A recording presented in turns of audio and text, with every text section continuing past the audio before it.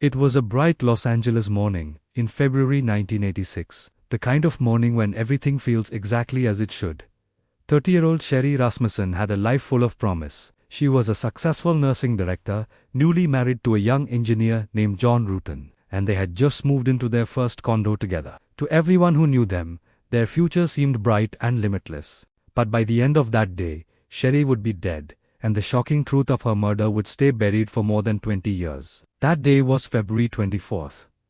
John left for work early, as he always did. Sherri was at home, planning to grade some exams before a meeting later in the day. When John returned that evening, the scene was one of immediate dread. The garage door was open. Glass was scattered on the driveway. He thought it was a break-in, but his heart sank when he saw Sherri's car was gone.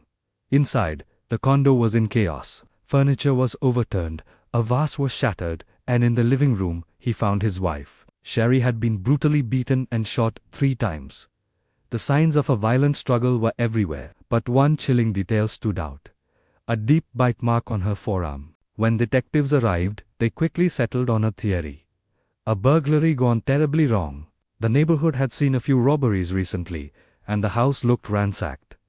It seemed straightforward. They believed Sherri must have stumbled upon burglars, and they silenced her forever. But her parents knew something wasn't right. They told the police that their daughter was strong and athletic, and more importantly, she had been harassed by a woman from her husband's past. That woman's name was Stephanie Lazarus, an LAPD officer. Lazarus had dated John years before, and, according to Sherri's friends, she couldn't accept that the relationship was over. Sherri had told her parents that Lazarus had shown up at her hospital workplace, uninvited, warning her to stay away from John.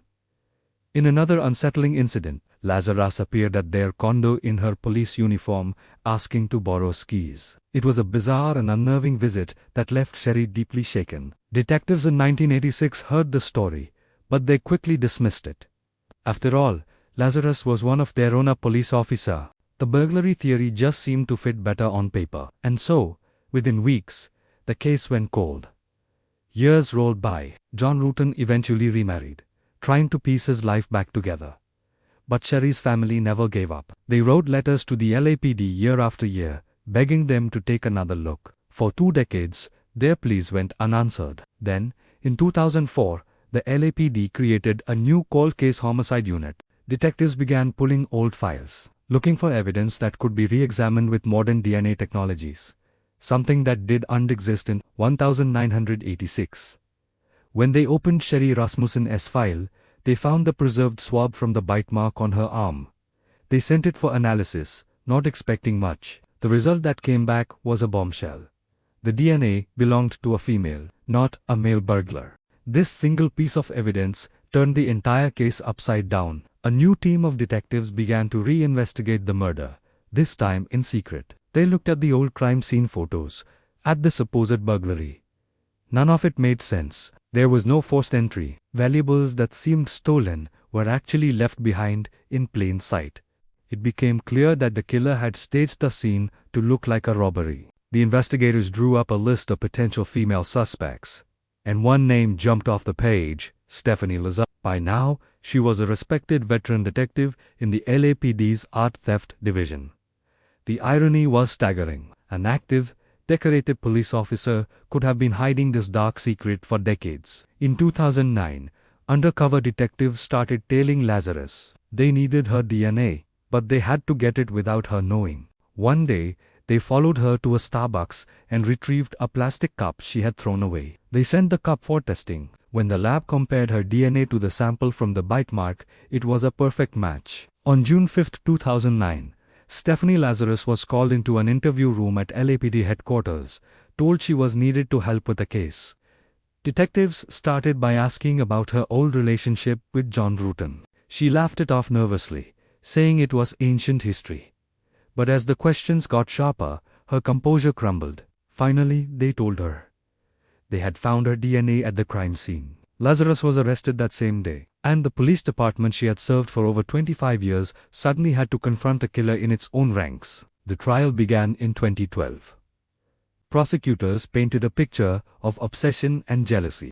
They presented evidence that Lazarus had owned a .38 caliber revolver, the same type of weapon used to kill Sherri, and that she had conveniently reported it lost shortly after the murder. They showed how the burglary was staged and how her police training likely helped her cover her tracks. John Rutan, now gray-haired and visibly shaken, took the stand. He admitted his past with Lazarus, but said he never could have imagined she was capable of such violence. Sherri's parents were there every single day of the trial, holding on to hope for the justice they had nearly lost. After 3 weeks, the jury returned its verdict: guilty of first-degree murder. Stephanie Lazarus was sentenced to 27 years to life in prison.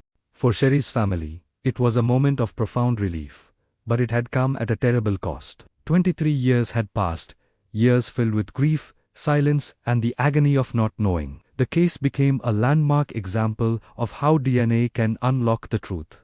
But it also served as a harsh lesson for the LAPD about how loyalty and assumptions can blind even the most experienced investigators. Today, the story of Sherri Rasmussen is both a tragedy and a warning. It reminds us that evil can hide behind any face, even a badge of authority. In the quiet of her parents' home, Sherri's photos still hang on the wall. Her mother once said that after the verdict, she finally slept through the night for the first time in decades. She could almost hear her daughter's voice again, calm and proud, whispering that the truth always finds a way. Because sometimes, justice isn't quick.